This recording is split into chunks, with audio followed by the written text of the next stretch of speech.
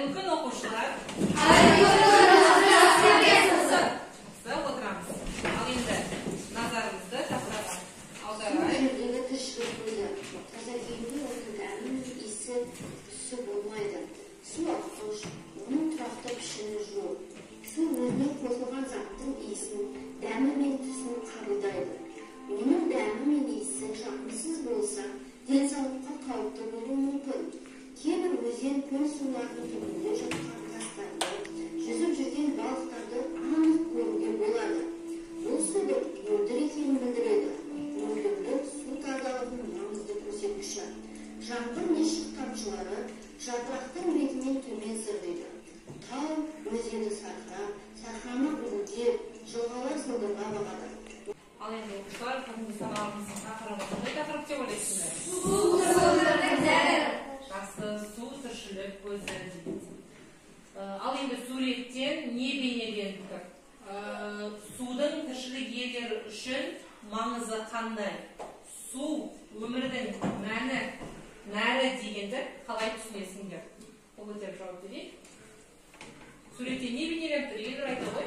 Суретте осы судың арқасында табиғат биленеді. Және де аң құстар биленеді. Жақсы, аң құстар тіршіліктің, жалпы адамзаттың суға тәуелділігін айқындап тұр. Тамаша енді отыра ғой. Пікіріңе рахмет. Бүгінгі сабағымыздың мақсаты ұсынылған тақырып бойынша деректер жинақтай отырып, графиктік мәтін түрінде құрастыру, сөйлемдегі есімдіктің қызметін түсіну, есімдікті зат есім, сын есімнің орнына қолдану. Ал енді жалпы суға келетін болсақ, су тіршіліктің көзі. Адам денесінде 20% судың жетіспеушілігінің өзі адамның ағзасы үшін өте қауіпті.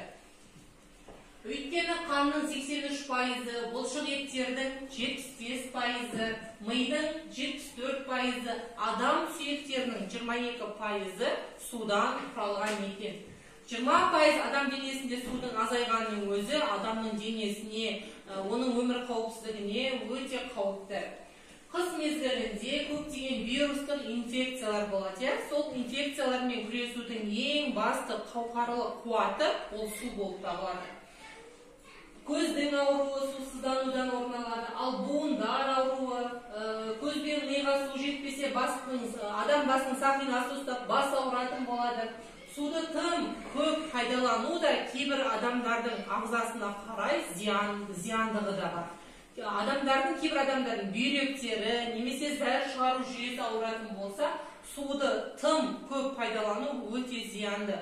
Ондай адамдар тәулігіне тек 1 литрға дейінгі суды ғана қолданады.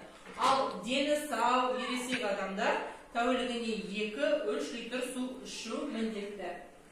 Сонымен дене температурасын тұрақтандыру үшін де судың маңызы зор. Дене температурасы көтерілгенде барынша көп не істеу керек? Су ішу керек. Жақсы. Тек барынша жылы суды ішу керек, өйткені мұздай су миға, яғни адамның тамағына, жырсыншаққа өте зиянды. Келесі ал енді судың адам ағзасына тигізер пайдасы қандай? Кім сөйлейді жалпы су туралы? Судың адам ағзасына тигізер пайдасы қандай? Досқан сөйлей ғой. Судың арқасында адам жасарады және де су асқорту жүйелерін өте жақсы қалыпқа алып келді. Тамаша, жақсы. Тағы кімде қандай пікір бар су туралы? Айта ғой Мейіржан. Сусыз біз өмір сүре алмаймыз.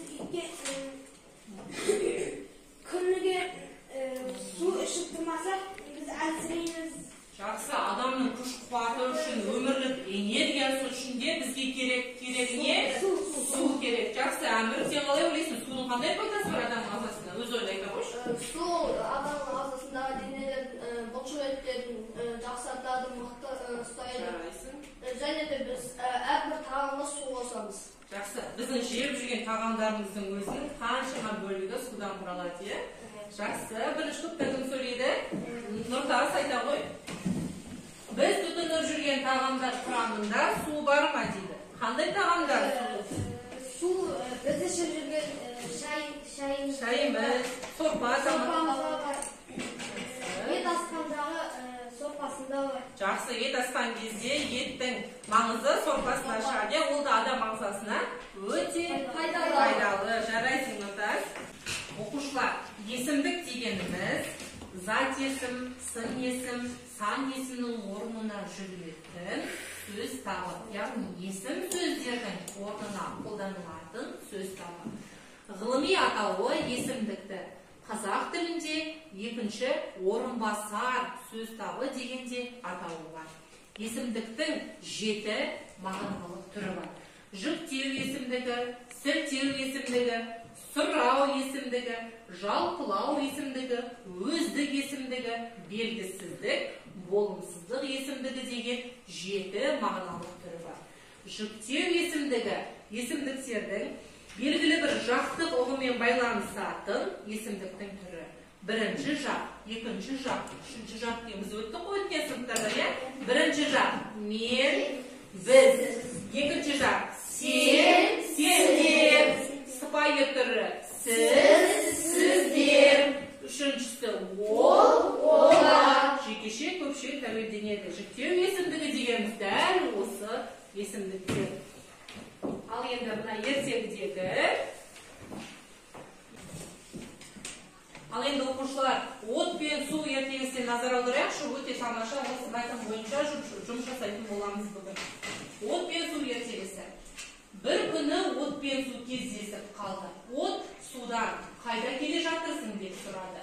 Су оттың сөзіне ашуланып, сенің ағайындарың жетті жұртты құртқан, жұт әкелетін жалмауыздар, бір үйді ыстық алауға орап, күл талқан етті дейді. От айтады, әй суеке, талай жерді, талай елді, тіпті адамзаттың төсінің астына басып қалғаныңды ұмытасың ау. Көктем болса болды, арнаңнан асып, өткел бермей, талай елді қан қарсатқан сен емеймін бе деп қалыспайды от. Әбден ашуға булыққан су айтады. Енді сенің үніңді бір жолата өшірмесен бе, су атым құрысын деп бар пәрменімен оттың үстіне шарпыды. Су бір айла жасарау деп дайын тұрған от сытылып қаша жөнелді. Жан екпінмен қашқан от алып орманға барып тығылады. Сол сәт орман ағаштары қызыл алауға оранды. Енді судың жұмысы әбден көбейді. Ол орман ағаштарын өшіріп болам дегенше бойынан қауқар кетіп әбден әлсіреді. От шала қысып жатты да бірте-бірте күш ала бастады. Су шошынайын деді. Ол оттан: «Отеке, бір ашуыңды маған бер, әбден күшім таусылып әлсіреп жатырмын, орманды өртей көрмеші» деп жалынады. Сонда от айтады: «Жақсылықты жалғыз өзің жасап жүргенде кеп маған кеудеңді көтересің. Бұл дүниеде екеуміздің де орнымыздың барын мойындамайсың. Орманды алауыма орайын деген ниетім болған жоқ. Алайда сенің ашуға алдырған соң өлмеудің амалын жасап, өзімнің өмірімді қорғадым» дейді от. «Дұрыс айтасың» деді су. Оттың бетіне қарауға шыдай алмай, орманды жағалап ағып бара жатты. Су бар жерде ну бар, әлі бәрі қалпына келеді. Екеуміз де адамзатқа керекпіз, біз ауызбіршілікте өмір сүрейік дейді. Жақсы, ертегі ұнады ма оқушылар? Ал енді оқушылар, осы ертегінің желісі бойынша мына сұрақтарға жауап берсек. От пен су не себепті бірі-бірімен келіспей қалды? Кім жауап береді? Дұршан жауап бере ғой. От үйлерді шарпып өртегеннен, су оны өшіргеннен қатты шаршады. Жақсы, тамаша. Алайда от пен судың зияны болғанымен, олардың адам өмірінде маңызы өте зор екен оқушылар. Екінші сұрақ. Ол екеуі бір шешімге келуіне не әсер етті? Әліби ойын айтып көре ғой. Себебі от орманды байқамай өртеп қойған соң, екеуі сол орманды өшіру үшін бірігіп сол орманды өртеп қойған қалды. Жақсы, тамаша. Соңында су жалынады. Қандай себепті жалынады? Отеке, ашуыңды маған берді. Оттың сөзі қандай болды бұл жерде? Мен орманды өртейін деген ниетім болған жоқ. Мен өз өмірімді құтқарып қалдым. Сенен өзімді қорғадым дейді. Бәріміз тақтаға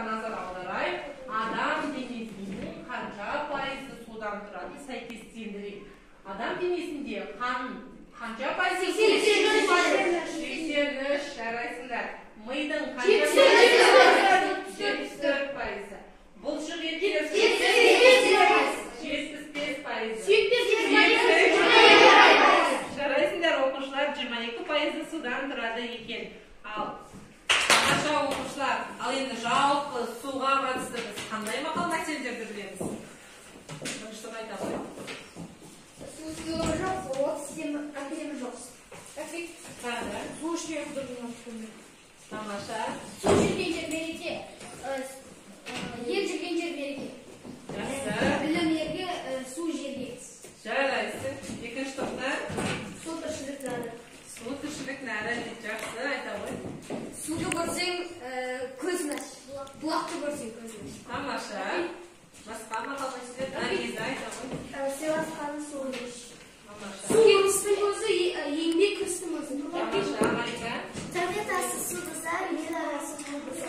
Тамаша, өте жақсы мақал мәселелер. Біз қорымыз өте байқын. Алдашын айта ғой. Бері жылжып барады, бірі судай алыр. Тамаша, жарайсыңдар.